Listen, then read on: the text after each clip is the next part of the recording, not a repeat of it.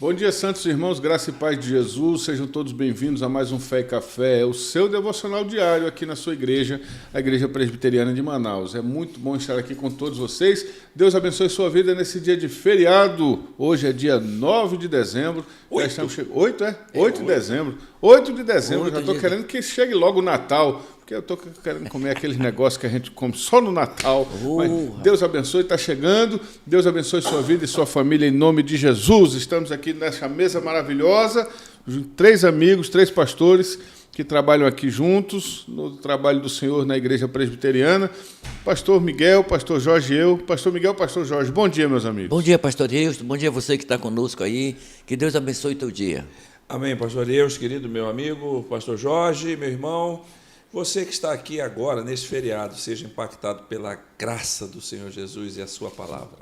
Maravilha. Pastores amados, vamos para o texto sagrado? Marcos, capítulo 1, verso 21 ao 28. Eu vou dar-lhe Miguel, então, pastor. Leia aí, meu amigo. Marcos 1, 21 a 28. Depois entraram em Cafarnaum e logo no sábado foi ele ensinar na sinagoga. Maravilharam-se da sua doutrina, porque os ensinava como quem tem autoridade, não como os escribas. Não tardou que aparecesse na sinagoga um homem possesso de espírito imundo, o qual bradou: Que temos nós contigo, Jesus de Nazaré? Vieste para perder-nos? Bem sei quem és, o Santo de Deus. Mas Jesus o repreendeu, dizendo: Cala-te, sai desse homem. Então o espírito imundo, agitando violentamente, bradando em alta voz, saiu dele. Todos se admiraram a ponto de perguntar entre si: Quem vem a ser isto? Uma nova doutrina. Com autoridade ele ordena aos espíritos imundos e eles lhe obedecem. Então correu célere a fama de Jesus em todas as direções, por toda a circunvizinhança da Galileia. Maravilha! Meus pastores, Jesus estava aqui na cidade onde ele morava, em Cafarnaum, e no sábado ele foi para a sinagoga. Era costume dos judeus no sábado ir para a sinagoga. O que é a sinagoga? É a igreja de hoje, é a extensão do templo de Jerusalém. E ali ele foi e ele estava pregando, estava ensinando. Ele era rabino, então ele estava ali ensinando. E o pessoal estava maravilhado da sua doutrina, porque ensinava como quem tem autoridade, não como os escribas.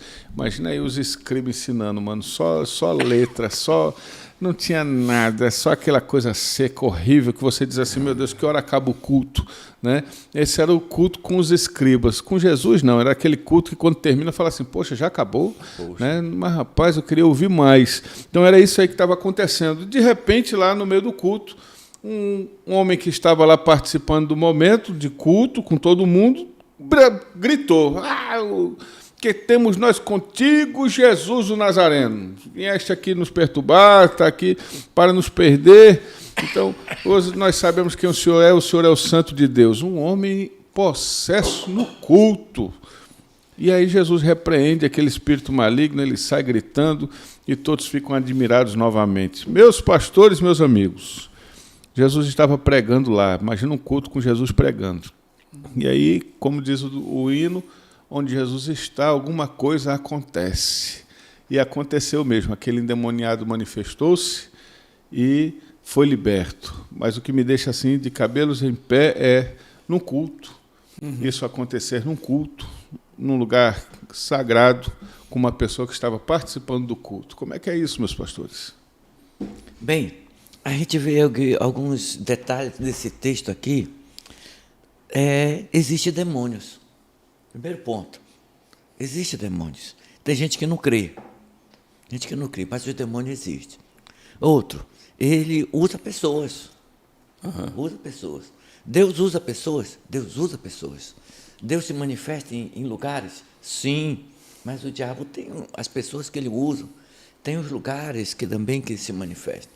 E outro aspecto interessante, que o demônio estava na sinagoga, mas a sinagoga é o templo, mas não é a igreja, porque onde está a luz, as trevas vão embora.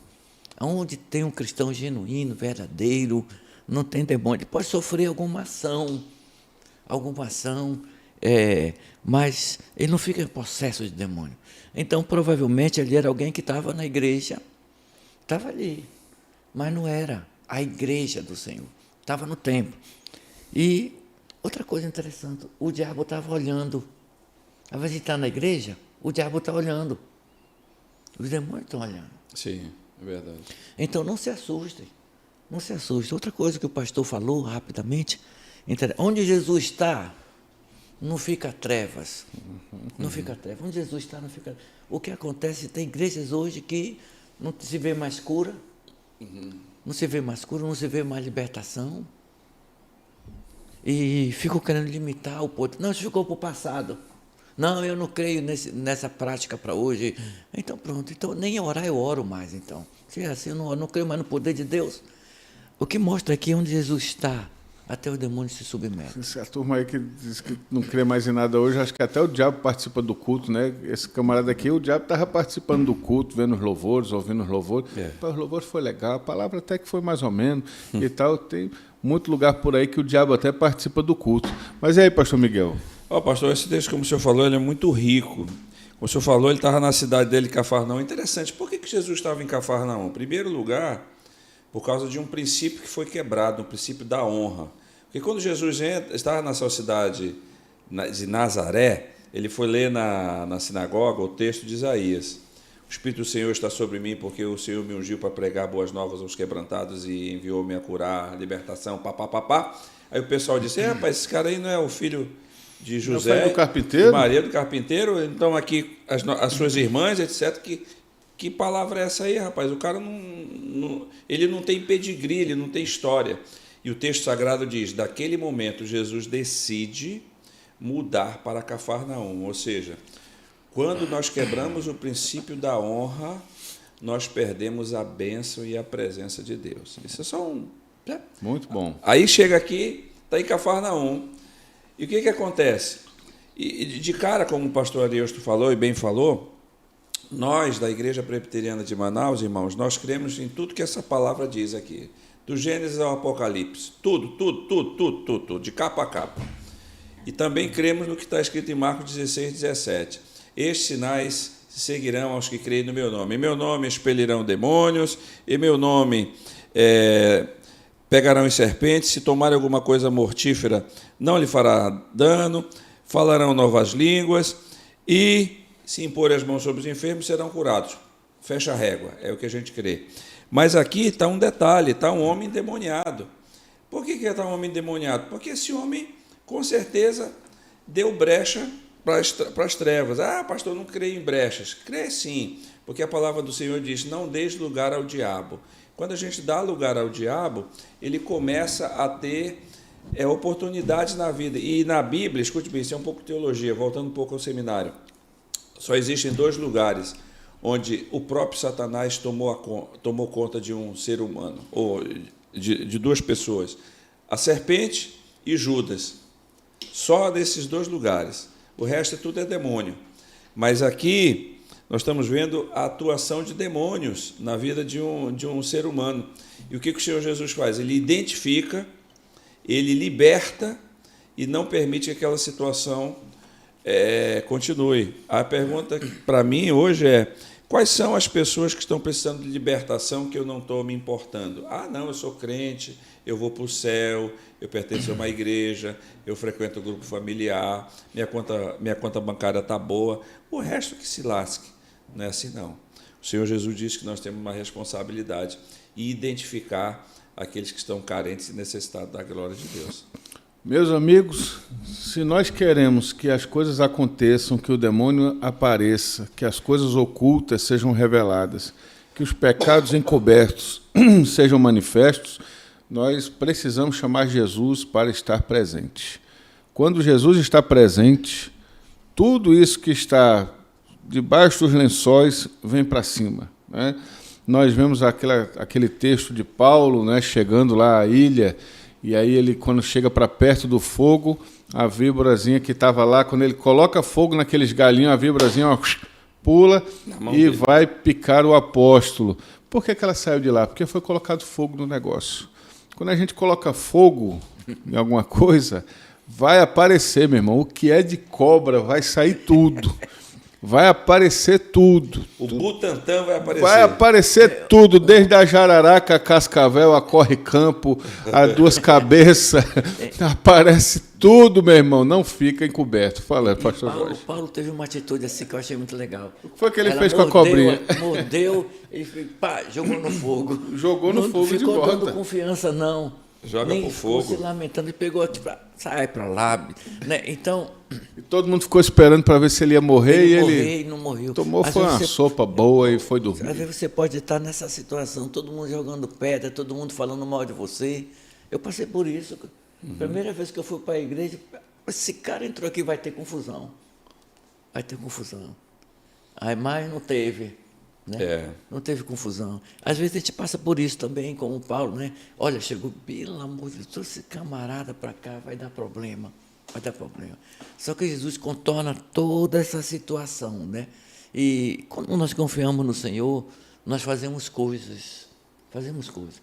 Lá onde eu estou, um bairro que eu estou, aconteceu uma coisa muito interessante com essa aqui do demoniado. Hoje, na pós-modernidade, esse ano, tem um camarada que ele anda de madrugada cantando, gritando na rua.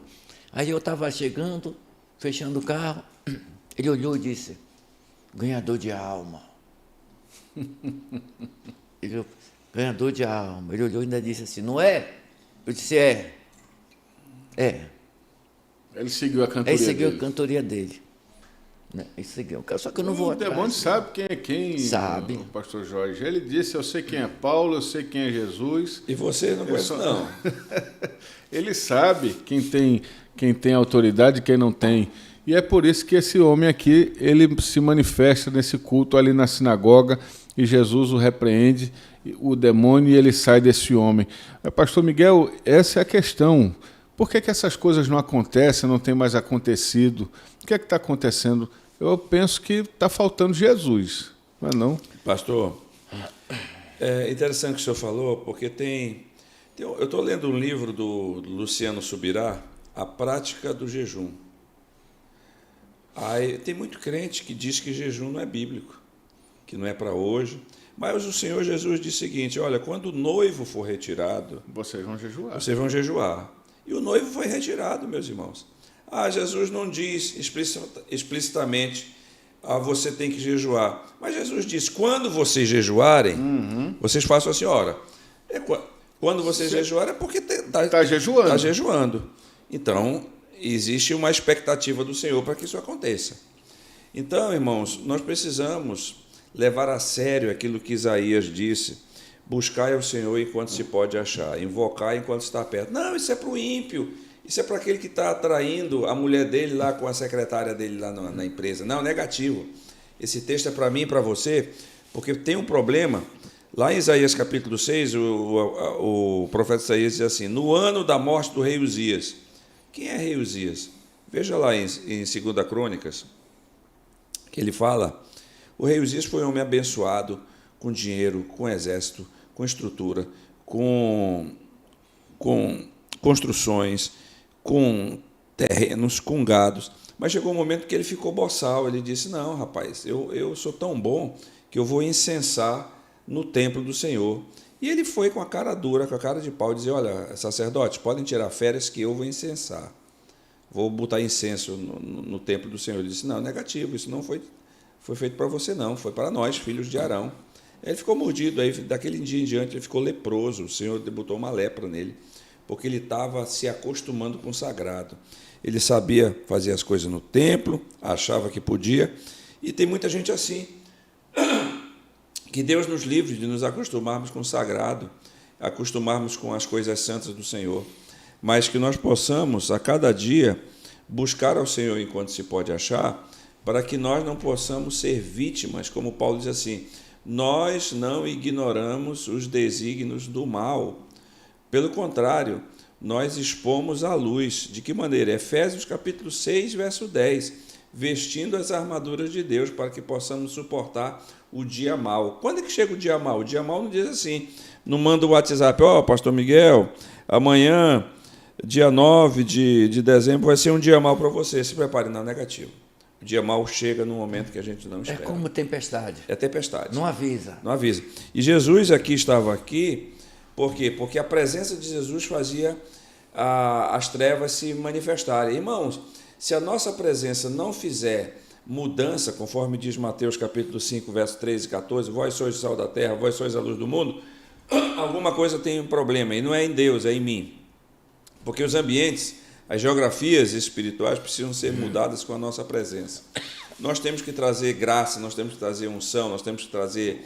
Nós somos chamados de termostato de Deus, não é termômetro, não. O termômetro mede se está quente ou está frio. O termostato não, ele dosa a temperatura. Está frio, a gente bota quente. Está quente, a gente bota um frio. E por aí vai. Verdade. Pastor Miguel, pastor Hilton, aqui eu quero dar a minha última palavra aqui. Vamos lá, vamos encerrando. Tem coisas que o homem dá. Tem coisas que você estuda, trabalha para adquirir.